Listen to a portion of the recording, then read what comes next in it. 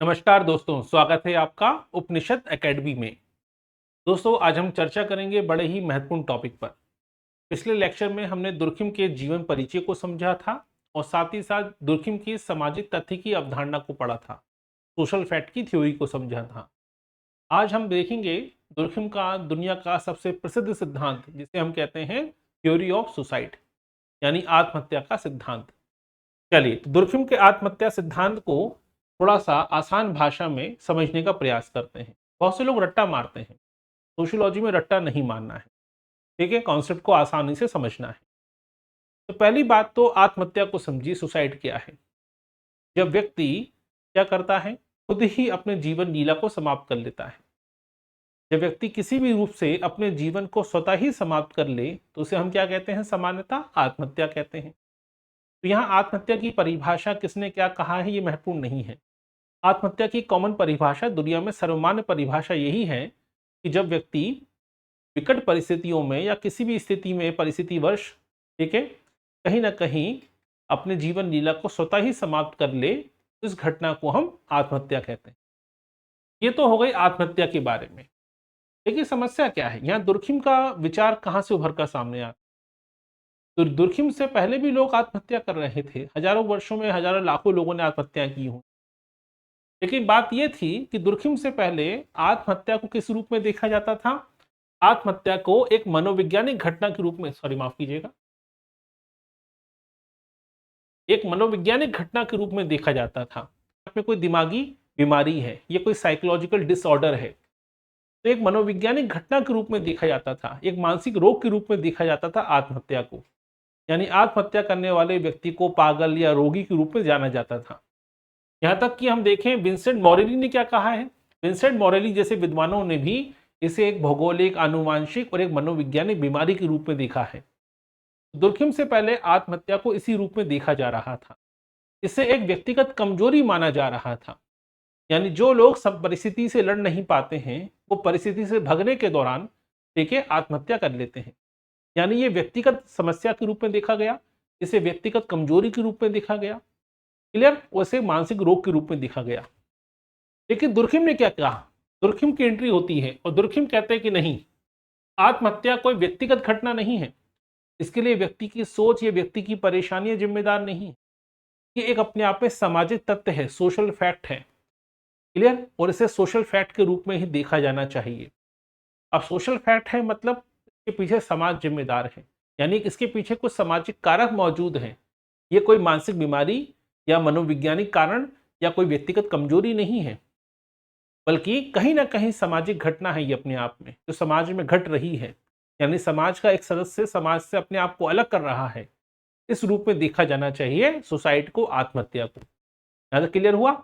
Durkheim ने कहीं ना कहीं जो नैरेटिव चला आ रहा था हजारों वर्षों का, सैकड़ों वर्षों से आत्महत्या को बीमारी के रूप में देखा जा रहा था, व्यक्तिगत कमजोरी के रूप में देखा जा रहा था, ठीक है, उसे कहीं ना कहीं बदल दिया और समाज को इसके लिए जिम्मेदार माना और इसे सामाजिक तथ्य के रूप में प्रस्तुत किया, ना कि व्यक्तिगत घटना के रूप में। अब दुर्खिम क्या कहते हैं, दुर्खिम कहते हैं कि पहली बात तो जितने भी गैर सामाजिक कारक थे उनको खारिज कर दिया। गैर सामाजिक कारक मतलब मनोवैज्ञानिक कारण, बीमारी, आनुवांशिकता, इन सब कारकों को खारिज किया। बल्कि उन्होंने कहा कि यह समाज का दबाव है जो व्यक्ति पर कंट्रोल करता है। यानी अपने आप में ये सामाजिक कारक है, और ये सामाजिक कारक किस रूप में मौजूद है, ये है समाज का दबाव जो व्यक्ति को बाध्य कर देता है अपनी जीवन लीला को समाप्त करने के लिए। तो इसके लिए व्यक्ति जिम्मेदार नहीं है, इसके लिए सोसाइटी जिम्मेदार है। इस घटना को, इस लाइन को थोड़ा सा अगर आप आसान भाषा में समझें तो एक आसान उदाहरण से आप समझ सकते हैं। बहुत सिंपल उदाहरण है, आपने कई बार देखा होगा। आप देखते हैं कि 10वीं का रिजल्ट आता है, 8वीं का, 10वीं का, 12वीं का परिणाम आते हैं, परीक्षा परिणाम आते हैं, तो कई बच्चे सुसाइड कर लेते हैं। लेकिन जब यूपीएससी का रिजल्ट आता है तो आपने कभी नहीं सुना होगा, रेयर केसेस में कभी कुछ हुआ हो तो बात अलग है। नॉर्मली यूपीएससी में अगर रिजल्ट आता है जहां पर केवल 1% लोग ही पास हो सकते हैं, ठीक है, वहां पर आपको सुसाइड की घटनाएं देखने को नहीं मिलती। ऐसा क्यों? ठीक है, आप कल्पना कीजिए इस बारे में कि जब यूपीएससी का रिजल्ट आता है, ठीक है, फाइनल रिजल्ट आते हैं, तो जिन लोगों का नहीं होता है या जिन लोगों का प्री या मेंस में नहीं हुआ या 4-5 साल तैयारी करने के बाद भी नहीं हुआ, उनमें भी आपको आत्महत्या की दर ना के बराबर देखने को मिलेगी। लेकिन 8वीं 10वीं 12वीं परीक्षा के परिणाम आते हैं, इसके बाद आप देखिएगा अखबारों में कई सारे केस आते हैं जहां बच्चों ने सुसाइड कर लिया। तो इसका कारण क्या था? एक सबसे बड़ा कारण है सोसाइटी, यही है सामाजिक दबाव। क्यों? क्योंकि सोसाइटी ने ये मान लिया है कि 8वीं 10वीं 12वीं सरल परीक्षाएं हैं, इसमें तो हर व्यक्ति पास हो सकता है। लेकिन सोसाइटी ने यह भी मान लिया है कि यूपीएससी बहुत कठिन एग्जाम है, उसमें हर कोई व्यक्ति पास नहीं हो सकता। इसलिए जिसका यूपीएससी नहीं निकलता है उस पर समाज का कोई दबाव नहीं आता। लेकिन जो बच्चा 8वीं पास भूल फेल हो जाए, 10वीं में फेल हो जाए, 12वीं में फेल हो जाए, उस पर समाज का दबाव ज्यादा होता है। इसी कारण आप देखते हैं कि स्कूल के बच्चे ज्यादा सुसाइड करते हैं बनस्पत यूपीएससी के एग्जाम की तैयारी करने वाले, क्योंकि वहां सोसाइटी का सपोर्ट है, क्योंकि सोसाइटी मान के चलती है कि तुमने मेहनत करी लेकिन एग्जाम बहुत टफ है, कोई बात नहीं, नहीं हुआ तो क्या हुआ। लेकिन यही सोसाइटी 8वीं 10वीं और 12वीं के एग्जाम के प्रति ये नजरिया नहीं रखती है। यहाँ पर सोसाइटी दबाव बनाने की कोशिश करती है कि शर्मा जी का बेटा हो गया, तुम्हारा क्यों नहीं हुआ, पूरे मोहल्ला पास हो गया, तुम पास क्यों नहीं हुए। ये दबाव जो आता है, इस दबाव के चलते बच्चे सुसाइड कर लेते हैं। यानी दुर्खिम ने आज से लगभग 120 साल पहले ये कॉन्सेप्ट दिया था, और आज भी ये कॉन्सेप्ट, आज भी ये अवधारणा काफी प्रासंगिक है कि इस जो आत्महत्या है वो व्यक्तिगत घटना नहीं है, इसके पीछे समाज का दबाव जिम्मेदार है। ठीक है, तो यहां पर तो बात हो गई आत्महत्या को लेकर दुर्खिम की सोच क्या थी। लेकिन ये दुर्खिम की जो सोच है वो हवाई बातों पर आधारित नहीं है। दुर्खिम ने इसके लिए क्या किया? दुर्खिम ने इसके लिए फ्रांस के पेरिस शहर में, पेरिस का जो पुलिस मुख्यालय है, यहाँ पर जितने भी रिकॉर्ड दर्ज हुए थे आत्महत्या के, पुलिस रिकॉर्ड का अध्ययन किया और निष्कर्ष पर पहुंचने की कोशिश करी। यानी दुर्खिम ने इसके लिए तथ्यों का अवलोकन किया, तथ्य का संग्रह किया, ऑब्जर्वेशन किया, विश्लेषण किया, वर्गीकरण किया। इसके बाद दुनिया भर के बहुत से देशों के डेटा प्राप्त किए, उनके बेसिस पर दुनिया के देशों में आत्महत्या की दर क्या है ये जानने की कोशिश करी, और कहीं ना कहीं एक वैज्ञानिक अध्ययन करके, तुलनात्मक अध्ययन करके एक निष्कर्ष पर यह सिद्धांत प्रस्तुत किया था। इसलिए दुर्खिम के आत्महत्या के सिद्धांत को केवल हवाबाजी नहीं कहा जाता, दुर्खिम के सिद्धांत को केवल कोरी कल्पना नहीं कहा जाता, बल्कि इसे तथ्यों पर आधारित, पद्धति शास्त्र पर आधारित एक व्यवस्थित अध्ययन माना जाता है। अब दुर्खिम ने जो अध्ययन किया, जो पुलिस रिकॉर्ड के बेसिस पर, उस पर उन्होंने कुछ निष्कर्ष निकाले। पहला निष्कर्ष क्या था कि जो प्रोटेस्टेंट और कैथोलिक, जैसा कि आप जानते हैं ईसाई धर्म दो भागों में बटा हुआ है। 16-17 सेंचुरी में, ठीक है, जर्मनी में जाने माने पादरी थे जिनका नाम था मार्टिन लूथर। एक तो मार्टिन लूथर 1960 के दशक में उभर कर सामने आए थे अमेरिका में, और ये 16 सेंचुरी वाले थे जिन्होंने जर्मन भाषा में, ठीक है, बाइबल लिखी थी, याद रखिएगा, और जिन्हें पुनः जागरण का जनक के रूप में देखा जाता है। इन्हीं के चलते दुनिया की प्रोटेस्टेंट शाखा डेवलप हुई थी, कहां पर? ईसाई धर्म में। तो ईसाई धर्म दो भागों में बढ़ गया, कैथोलिक और प्रोटेस्टेंट। प्रोटेस्टेंट शाखा थोड़ी सी उदारवादी है, थोड़ी सी मॉडर्नाइज सोसाइटी है, और कैथोलिक थोड़ी सी कट्टरपंथी समाज है, सोसाइटी है।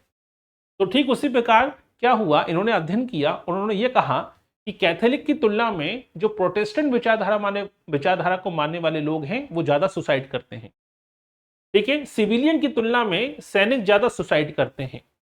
ग्रामीण समाज की तुलना में शहरी लोगों में सुसाइड की दर ज्यादा होती है। ठीक है, सर्दियों की तुलना में गर्मियों में सुसाइड ज्यादा होता है।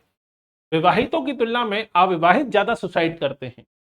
तो ये निष्कर्ष जो निकाला इन्होंने तुलनात्मक अध्ययन करते हुए पुलिस रिकॉर्ड की बेसिस पर, तो ये निष्कर्ष भी कभी कभी एग्जाम में पूछ लिए जाते हैं। ठीक है, तो दुर्खिम ने क्या किया? दुर्खिम ने ये कहा कि जो आत्महत्या हो रही है, जो निष्कर्ष निकाले थे सारे, दुर्खिम कहते हैं इसका दो ही कारण है। यानी कुल मिलाकर इन्होंने आत्महत्या की अवधारणा को समझाया, आत्महत्या को लेकर जो निष्कर्ष निकाले, निष्कर्षों को सामने रखा, दुनिया के सामने रखा कि मैं हवाबाजी नहीं कर रहा हूं, बल्कि मेरे जो आधार है, मेरा जो सिद्धांत है वो कुछ निर्धारित परिणामों पर आधारित है, निर्धारित आंकड़ों पर आधारित है। ये तो पहले साबित किया अपने आप को। फिर उन्होंने अपने निष्कर्षों के आधार पर दो बातें कही कि व्यक्ति सुसाइड क्यों करता है। अब यहाँ पे बात आती है कारणों की। तो ये तो मालूम है कि भाई इसको सामाजिक घटना के रूप में देखा है और समाज को जिम्मेदार माना है, लेकिन समाज को जिम्मेदार ठहराने के लिए आपको कुछ आधार देना पड़ेगा। दुर्खिम कहते हैं इसके दो बेसिस हैं, दो कारणों के चलते आत्महत्या होती है। पहला एकीकरण और दूसरा है रेगुलेशन।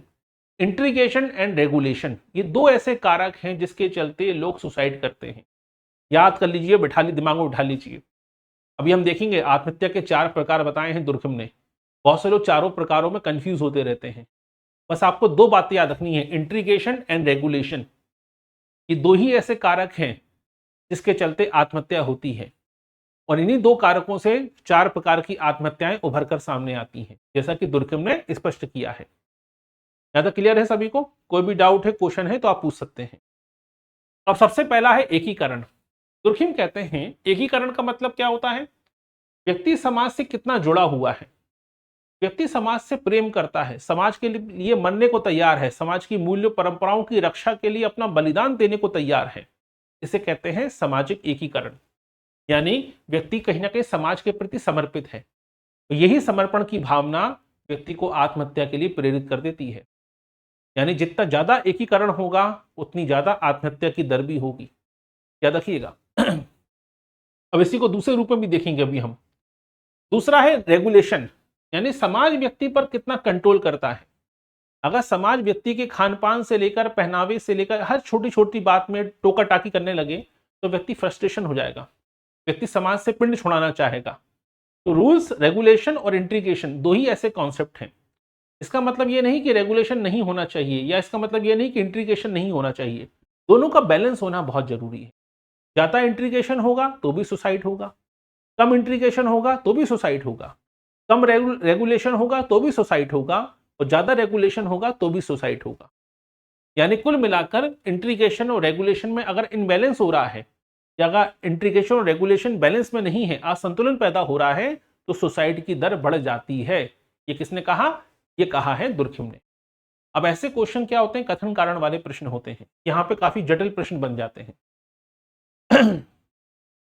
चलिए, आत्महत्या को नियंत्रित करने वाले दो कारकों की बात हो गई। ये दो कारक में अगर इनबैलेंस होगा तो आत्महत्या की दर बढ़ जाएगी, इंट्रीगेशन एंड रेगुलेशन। चलिए अब शुरुआत करते हैं आत्महत्या के प्रकारों की। अब दुर्कम कहते हैं इन्हीं दो मुद्दों की बात होगी, याद रखिएगा, इंट्रीगेशन, रेगुलेशन। इसी बेसिस पर आत्महत्या के 4 प्रकारों का उल्लेख किया है दुर्कम ने। सबसे पहले बात आती है किसकी? नहीं दिख रहा है थोड़ा सा? ठीक है, अब दिख रहा होगा आसानी से।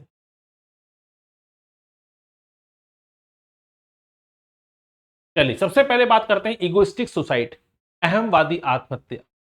डायग्राम में दिख रहा है, समाज व्यक्ति को अपने साथ जोड़े रखने की कोशिश करता है, लेकिन जब व्यक्ति समाज से अपने आप को क्या कर लेता है? अलग कर लेता है, अपने आप को तोड़ लेता है ईगो के चलते, वो समाज की परंपरा मूल्यों की परवाह ही नहीं करता। इंट्रीगेशन, यानी इंट्रीगेशन होना था, समाज के साथ जुड़ाव महसूस होना करना था आपको, लेकिन आपने समाज की मूल्यों को, परंपराओं की हवाबाजी कर दी। आपने समाज की मूल्य परंपराओं को ठेंगा दिखा दिया। आपको समाज से कोई लेना देना ही नहीं है। आपने अपने आप को समाज से अलग कर लिया, इंट्रीगेट कर लिया, तोड़ लिया, इंट्रीगेशन तोड़ दिया।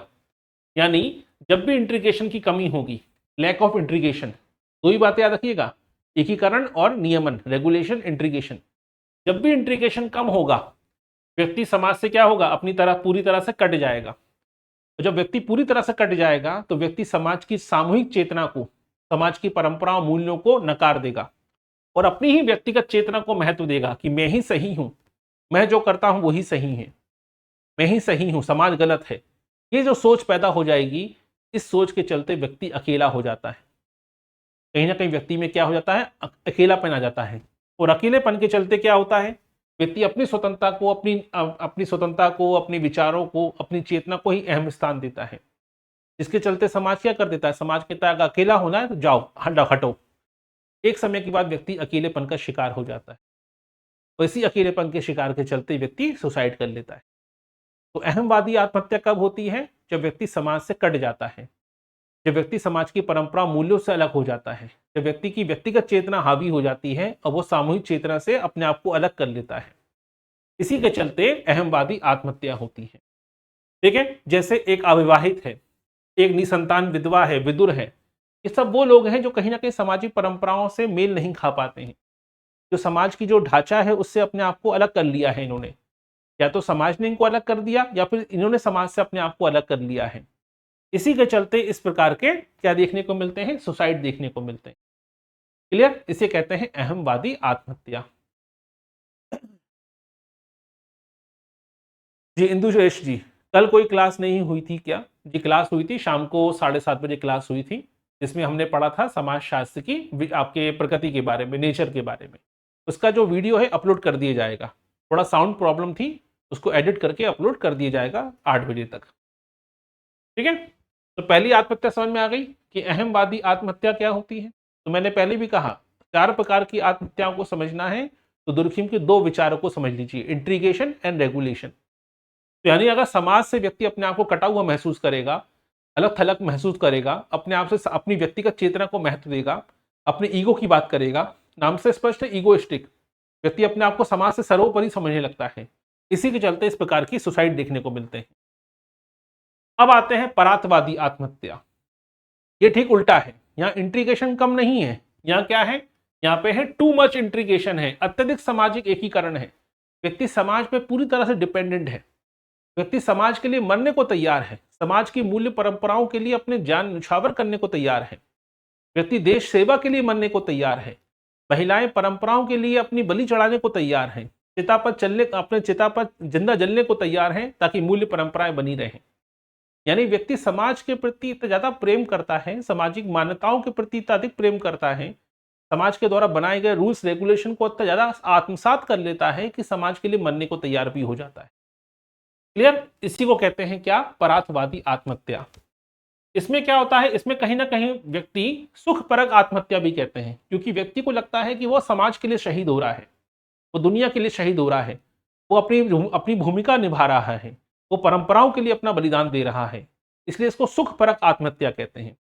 इसमें मरते समय व्यक्ति में किसी प्रकार का दुख नहीं होता चेहरे पे, बल्कि उसको लगता है कि मैंने अपने प्राण न्यौछावर कर दिए, एक मूल्य के लिए, परंपरा के लिए, राष्ट्र के लिए, देश के लिए, सेवा के लिए शहीद हो गया मैं। क्लियर?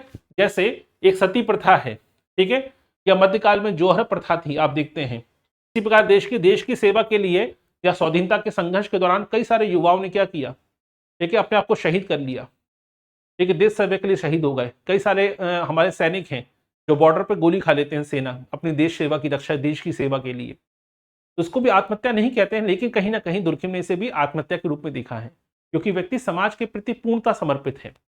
यहाँ एकीकरण कम नहीं है, टू मच इंट्रीगेशन है, बहुत ज्यादा समर्पण की भावना है, व्यक्ति समाज पर पूरा डिपेंडेंट है, समाज के प्रति समर्पित है, तो वहां पर इस प्रकार की आत्महत्या देखने को मिलती है।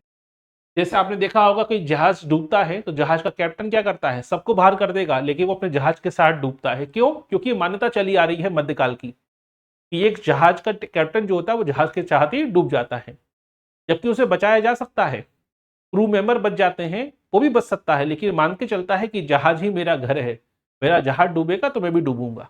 इसके लिए उसने प्राण को न्यौछावर कर दिया। क्यों? क्योंकि वो परंपरा चली आ रही है, मूल्य चले आ रहे हैं, तो परंपराओं मूल्यों के लिए समाज के द्वारा बनाए गए हैं, और व्यक्ति समाज के प्रति प्रेम करता है, समाज के प्रति समर्पित है, तो अपने प्राण न्यौछावर करने से पीछे नहीं हटता। अब आती है तीसरी प्रकार की आत्महत्या, ठीक है, जिसे हम कहते हैं मानक शून्यता आत्महत्या। मानक शून्यता मतलब, क्योंकि 2 बातें थी, इंट्रीगेशन और रेगुलेशन। इंट्रीगेशन समझ में आ गया। अब आता है रेगुलेशन।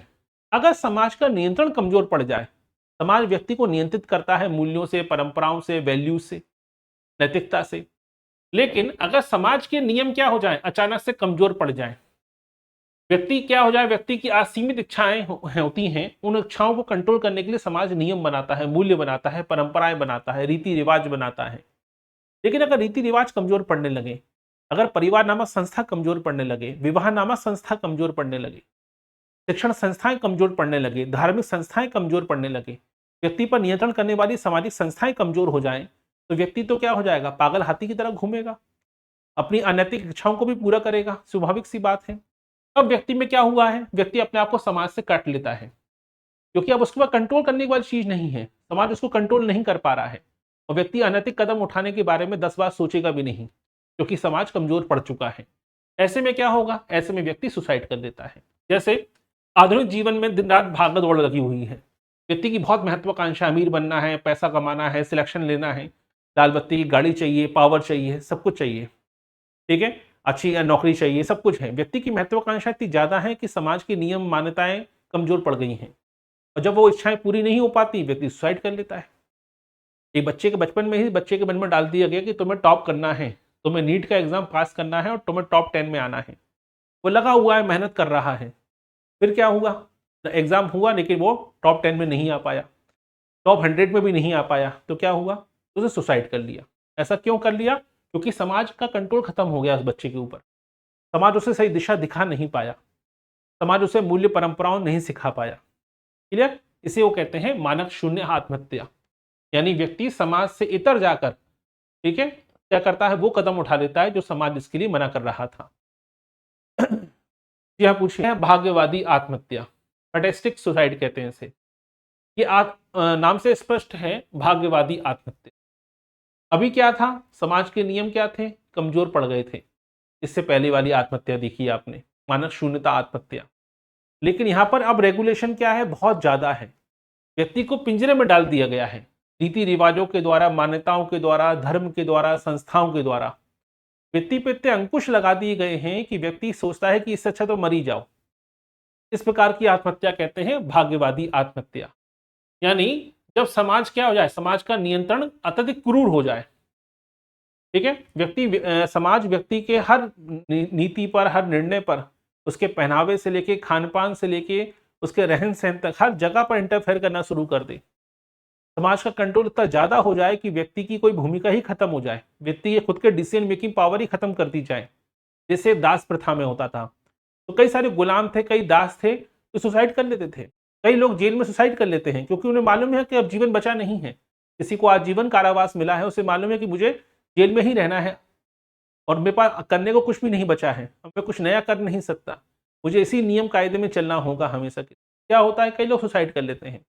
मध्यकाल में, प्राचीन काल में कई दास, कई गुलाम सुसाइड कर लेते थे क्योंकि उन्हें मालूम था कि अपने भविष्य की अब साही राहें क्या हो गई, बंद हो गई हैं। उन्हें दम घुटने लगता है क्योंकि उन्हें एक व्यवस्था के नीचे पाला जा रहा है, उन्हें कंट्रोल में रखा जा रहा है कि वो कब उठेंगे, कब खाना खाएंगे, कब क्या काम करेंगे, उनकी सारी आज़ादी छीन ली जाती है। तब इस प्रकार की भाग्यवादी आत्महत्या देखने को मिलती है। तो दासों के द्वारा की गई आत्महत्या देखिए, कई बार ऐसा होता है। कई बार आपने देखा केस आते रहते हैं कि भाई कोई नव दंपत्ति थी या लड़की थी, शादी हुई थी, 6 महीने बाद ही सुसाइड कर लिया क्योंकि उसको दहेज के लिए प्रताड़ित की जा रहा था या डोमेस्टिक वायलेंस का शिकार बनाया गया था।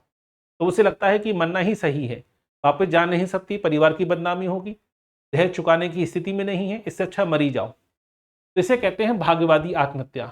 यानी जब व्यक्ति पर परंपराएं, समाज के मूल्य, नैतिकताएं, व्यवस्थाएं इतनी हावी हो जाती हैं कि व्यक्ति उनसे लड़ने के बजाय अपने जीवन लीला समाप्त करना ही बेहतर समझता है। तो ये 4 प्रकार की आत्महत्याएं देखने को मिलती हैं।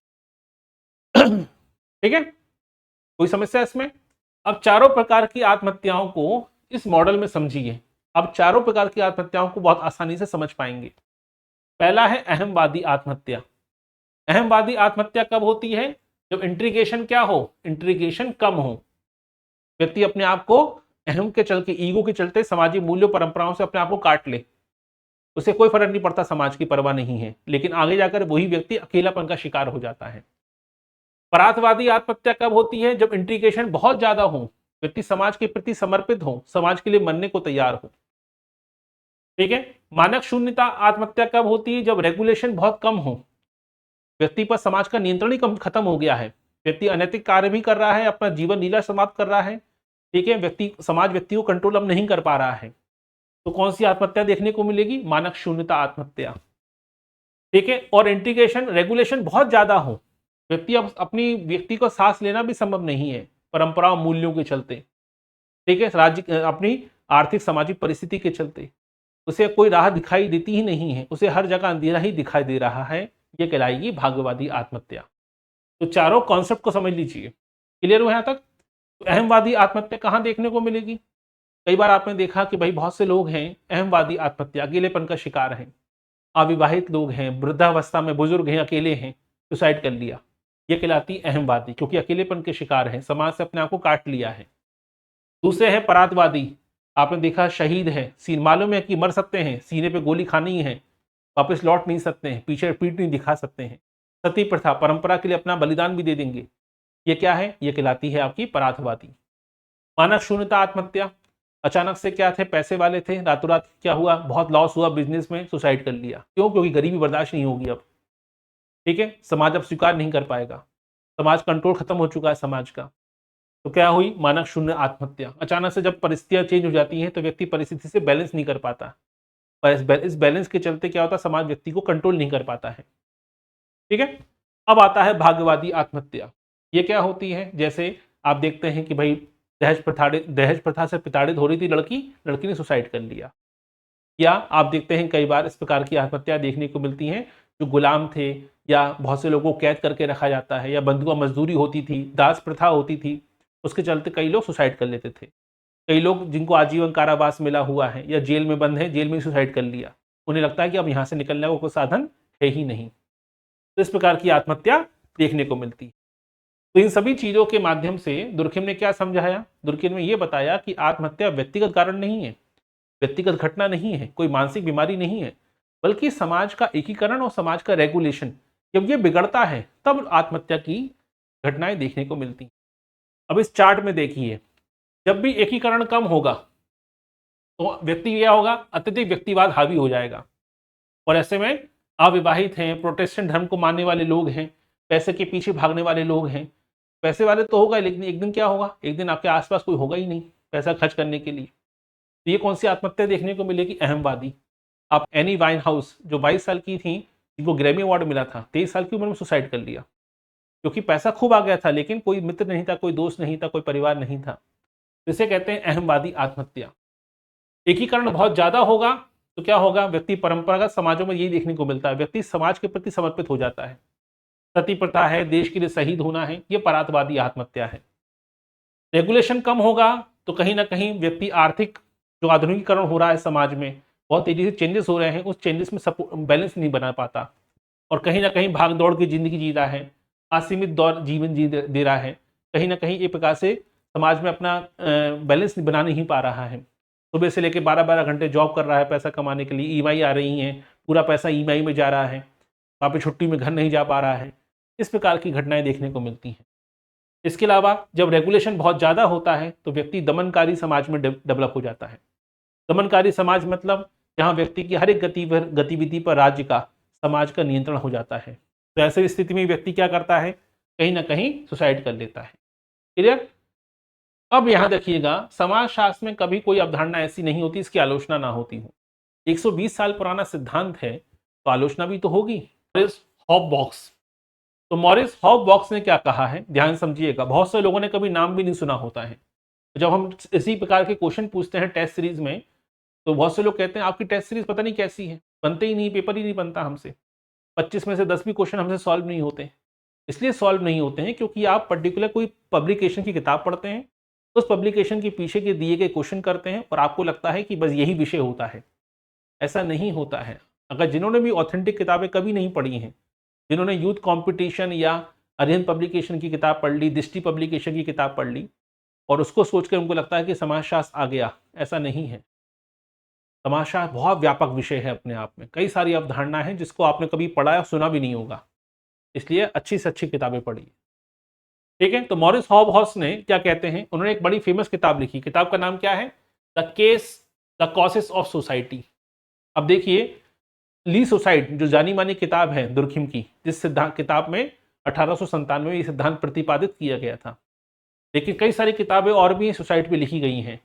पहली किताब है मॉरिस हॉबबॉक्स की किताब है, इसमें ये किताब ये है द कॉसेस ऑफ सुसाइड। इसमें इन्होंने ये कहा दुर्खिम की आलोचना करते हुए कि दुर्खिम ने ग्रामीण और शहरी जीवन के अंतर को कम आंका है। थोड़ा ध्यान समझिएगा, दुर्खिम ने क्या कहा था कि शहर के लोग ज्यादा सुसाइड करते हैं बनिस्बत गांव की तुलना में, इसी निष्कर्ष पे पहुंचे थे वो। लेकिन यहां पर आपके हॉबबॉक्स कहते हैं गलत। दुर्खिम शहरी और नगरीय समाज का जो अंतर है इसको गलत तरीके से देख रहे हैं। तो व्यक्ति शहरों में जाके सुसाइड करता है और गांव में सुसाइड कम होते हैं, इसका कारण गांव या शहर नहीं है, बल्कि इसका कारण है शहरीकरण और अकेलापन। व्यक्ति अगर शहरों में भी परिवार के साथ रहेगा तो क्यों सुसाइड करेगा। व्यक्ति गांव में परिवार के बीच रहता है और शहरों में वो अकेलापन का शिकार हो जाता है। तो ये कहना गलत है कि शहर में सुसाइड ज्यादा होते हैं, गांव में नहीं होते हैं। गांव में भी व्यक्ति अगर अकेलापन का शिकार हो जाए तो गांव के लोग भी सुसाइड कर लेंगे, क्योंकि गांव में परिवार रहता है इसलिए सुसाइड कम होते हैं। और शहर में भी अगर व्यक्ति का परिवार हो तो व्यक्ति शहर में भी सुसाइड करने की संभावना कम हो जाएगी। इसलिए गांव और शहर के जो अंतर है इसको गलत तरीके से देखा है दुर्खिम ने। ये किसने कहा, ये कहा है हॉबबॉक्स ने। अब आते हैं जैक डगलस। जैक डगलस ने किताब लिखी है, किताब का नाम है meaning of suicide, the social meaning of suicide. अब देखिए सुसाइड पे ये सारी किताबें आपने तो पढ़ने को नहीं मिली होंगी, क्योंकि ऑथेंटिक नोट्स में ही आपको, ऑथेंटिक किताबों में ही इस प्रकार के कॉन्सेप्ट देखने को मिलते हैं। और आप यूथ कंपटीशन के अलावा बढ़ता ही पढ़ना ही नहीं चाहते हैं, आगे बढ़ना ही नहीं चाहते हैं, बने बनाए पेपर कोई 10 बार सॉल्व करना चाहते हैं, ना तो आपको टेस्ट सीरीज समझ में आएगी, ना ही आपको इस प्रकार के क्वेश्चन समझ में आएंगे। तो ये किताब तो आपको कौन सी मिली? हॉबबॉक्स की किताब मिली, द कॉजेस ऑफ सुसाइड। दूसरी किताब कौन सी मिली? जैक डगलस की किताब का नाम क्या है? The social meaning of suicide. The social meaning of suicide पुस्तक के लेखक कौन है? Jack Douglas. इन्होंने क्या कहा? यह कहते हैं कि जो पुलिस रिकॉर्ड के बेसिस पर दुर्खिम ने अपना सिद्धांत बनाया है, यह गलत है, क्योंकि पुलिस रिकॉर्ड विश्वसनीय नहीं होते हैं। 1897 में इतना ज़्यादा तरक्की नहीं थी, इतनी ज़्यादा वैज्ञानिकता नहीं थी रिकॉर्ड रखने में। बहुत से केसेस में तो रिकॉर्ड होता ही नहीं है मामला, परिवार के व्यक्ति, परिवार के लोग लिखवाते ही नहीं, रिपोर्ट लिखवाते ही नहीं है सुसाइड केसेस में। बहुत कई मामला 1897 की बात हो रही है, और आप उस समय पुलिस रिकॉर्ड के बेसिस पर सिद्धांत बना रहे हैं, ये अपने आप में गलत है, क्योंकि रिकॉर्ड, पुलिस रिकॉर्ड में सारे मामले दर्ज नहीं होते हैं। कई मामले ऐसे होते हैं ग्रामीण क्षेत्रों में या दूरस्थ इलाकों में जहां पर मामले रिकॉर्डेड में आते ही नहीं है। इसलिए पुलिस रिकॉर्ड के बेसिस पर पूरा का पूरा सिद्धांत बनाना ये अपने आप में गलत है। ये किसने कहा? जैक डगलस ने कहा। फिर आते हैं जियो बेकर। ठीक है, तो जियो बेकलर क्या कहते हैं? जियो बेकलर कहते हैं कि दुर्खिम ने अपना सिद्धांत प्रस्तुत करते समय तार्किक समस्या समाधान पर जोर नहीं दिया है। कि तार्किक समस्या समाधान क्या है, इसको भी समझ लीजिए। तो यहाँ पे जियो बेकलर ये कहना चाहते हैं कि समाज जिम्मेदार नहीं होता है हर बार सुसाइड के लिए। कभी कभी क्या होता है, व्यक्ति ही कमजोर होता है, वो परिस्थितियों से लड़ने की जगह परिस्थितियों से भागने की कोशिश करता है, परिस्थितियों को बदलने की जगह अपने आप को खत्म करने की कोशिश करता है। अगर समाज में बदलाव आया है, जीवन में कोई घटना घटी है, जीवन में कोई बदलाव आ गया है, तो उसको एक्सेप्ट करना पड़ेगा ना कि जाके सुसाइड कर लो। ये तो कोई समाधान नहीं है। इसका मतलब आपने कहीं ना कहीं सुसाइड को ग्लोरीफाई कर दिया, आपने कहीं ना कहीं सुसाइड को लिए समाज को जिम्मेदार बना दिया, जबकि ऐसा नहीं है। कई बार व्यक्तिगत कमजोरी भी होती है, व्यक्ति परिस्थितियों से लड़ने भागने के लिए तैयार रहता है, वो परिस्थितियों से लड़ना नहीं चाहता, परिस्थितियों से भागना चाहता है, और इसी भागने के चलते वो सुसाइड कर लेता है। तो अपने आप में व्यक्तिगत कमजोरी हुई, ना कि इसके प्रति इसके लिए समाज जिम्मेदार है। तो तीन लोगों ने दुर्खिम के सिद्धांतों को कहीं ना कहीं आलोचना करी है। चलिए, तो ये था आज का हमारा टॉपिक, जिसमें हमने पढ़ा दुर्खिम के आत्महत्या के सिद्धांत को। तो परंपरागत तरीके से अलग हटके पढ़ा है। बहुत से लोग केवल क्या करते हैं, दुर्खिम का सिद्धांत कौन सी किताब में आया, दुर्खिम का सिद्धांत क्या है, कभी भी वो एकीकरण और रेगुलेशन पे फोकस नहीं करते। वो केवल रट्टा मारने में फोकस करते हैं कि सती प्रथा कैसी आत्महत्या है, परार्थवादी आत्महत्या, रट्टा मान लो। ठीक है, गुलामों के द्वारा, दासों के द्वारा की जाने वाली आत्महत्या कैसी है, ठीक है, भाग्यवादी आत्महत्या है, रट्टा मान लो। रट्टा मारने से अच्छा है कि पहले समझिए एकीकरण और आपके नियमन, रेगुलेशन और इंट्रीगेशन का क्या रोल है सुसाइड के मामले में। और सुसाइड, दुर्खिम से पहले सुसाइड को किस रूप में देखा जा रहा था, और दुर्खिम सुसाइड को सामाजिक कारक के रूप में या सामाजिक घटना के रूप में क्यों देखते हैं, वो इसे व्यक्तिगत घटना के रूप में क्यों नहीं देखते हैं। और दुर्खिम के सिद्धांतों की आलोचना करते हुए तीन महत्वपूर्ण विद्वानों ने क्या विचार प्रकट किए। दुर्खिम की किताब तो बड़ी फेमस है, द सुसाइड, लेकिन उसके अलावा भी दो विचारकों ने अलग से दो किताबें लिखी हैं।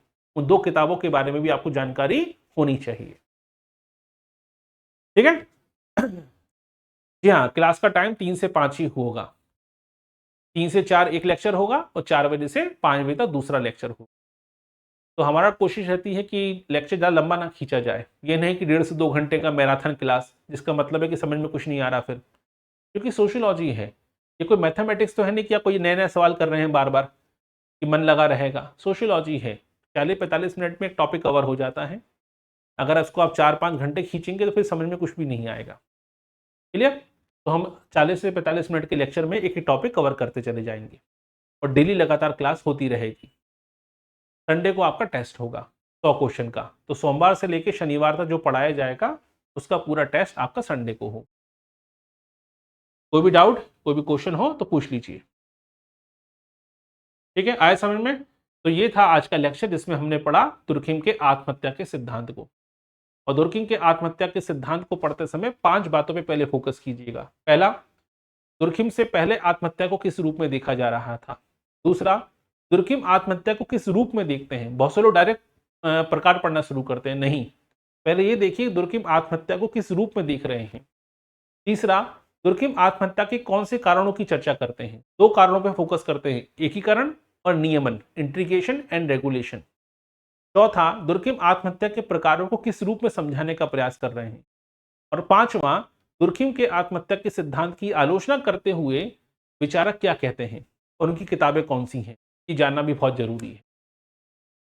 ठीक है, चलिए, तो ये था आज का लेक्चर। उम्मीद है आपको लेक्चर समझ में आया होगा और पसंद भी आया होगा। अच्छे से जरूर पढ़िएगा, नई नई चीजें मिलती रहेंगी, आपको अपडेट होता रहेगा, और नोट्स जरूर बनाइएगा। अब नोट्स कोई बड़े बड़े फर्रे नहीं है, और ना हम हाथ से लिख के कोई गंदी राइटिंग में आपको पढ़ा रहे हैं कि समझ में ही नहीं आ रहा क्या चल रहा है। ठीक है, सिस्टमेटिक तरीके से बनाए गए नोट्स हैं, इन्हीं नोट्स को आपको अपने नोट्स लिखना है। कोशिश कीजिएगा लिखने पे ज़्यादा फोकस कीजिए। प्रिंट आउट आप निकाल सकते हैं, ठीक है, पीडीएफ डाउनलोड करके प्रिंट आउट भी निकाल सकते हैं, लेकिन कोशिश कीजिएगा कि इसको लिखें। चलिए, तो मुलाकात होगी आपसे अगले लेक्चर में। अगला लेक्चर हमारा होगा कल दोपहर 3 बजे, और दोपहर 3 बजे के लेक्चर में हम शुरुआत करेंगे समाजशास्त्र के अर्थ हो गया है, समाजशास्त्र की प्रकृति, समाजशास्त्र की विषय वस्तु और समाजशास्त्र के विषय विकास यात्रा। इस टॉपिक को हम कवर कर चुके हैं आज। कल हमारा जो टॉपिक होगा वो होगा हमारा सोसाइटी के बारे में, कि समाज क्या होता है। तो कल हम पढ़ेंगे समाज के बारे में, सोसाइटी के बारे में। मुलाकात होगी कल दोपहर 3 बजे। बने रहिए हमारे साथ। बहुत बहुत धन्यवाद।